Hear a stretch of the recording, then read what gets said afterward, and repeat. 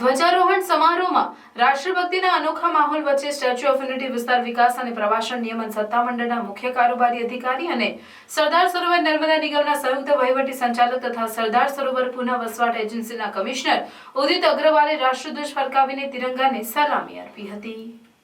રાષ્ટ્રના 75મા પ્રજાસત્તાક પર્વની ઉજવણીના ભાગરૂપે સરદાર સાહેબની પ્રતિમા સ્ટેચ્યુ ઓફ યુનિટી ખાતે સરદાર સાહેબના સાનિધ્યમાં યોજાયેલ ધ્વજારોહણ સમારોહમાં રાષ્ટ્રભક્તિના અનોખા માહોલ વચ્ચે સ્ટેચ્યુ ઓફ યુનિટી વિસ્તાર વિકાસ અને પ્રવાસન નિયમન સત્તામંડળના મુખ્ય કારોબારી અધિકારી અને સરદાર સરોવર નર્મદા નિગમના સંયુક્ત વહીવટી સંચાલક તથા સરદાર સરોવર પુનઃ વસવાટ એજન્સીના કમિશનર ઉદિત અગ્રવાલે રાષ્ટ્રધ્વજ ફરકાવીને તિરંગાને સલામી આપી હતી।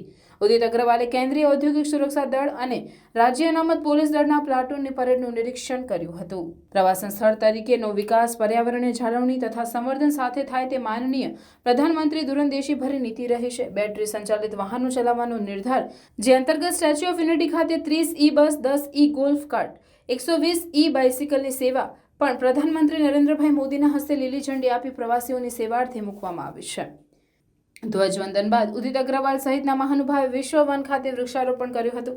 વર્ષ દરમિયાન ઉત્કૃષ્ટ કામગીરી કરનાર 30 જેટલા કર્મચારીઓનું પણ ઉદિત અગ્રવાલે સન્માન કર્યું હતું। અત્રે ઉલ્લેખનીય છે કે આજના રાષ્ટ્રીય પર્વની ઉજવણી નિમિત્તે નાયબ વન સંરક્ષક અગ્નિશ્વર વ્યાસ, એસઆરપીના સેનાપતિ એન્ડર્સ મેકવાન, અધિક કલેક્ટર ગોપાલ વામણિયા અને નારાયણ માધુ, નાયબ કલેક્ટર ડોક્ટર પંકજ વલવાઈ, દર્શક વિઠલાણી, શિવમ બારિયા, અભિષેક સિન્હા, CISFના ડેપ્યુટી કમાન્ડન્ટ નિર્ભય સિંઘ પ્રવાસીઓ અને અધિકારીઓ અને કર્મચારીઓ ઉપસ્થિત રહ્યા હતા।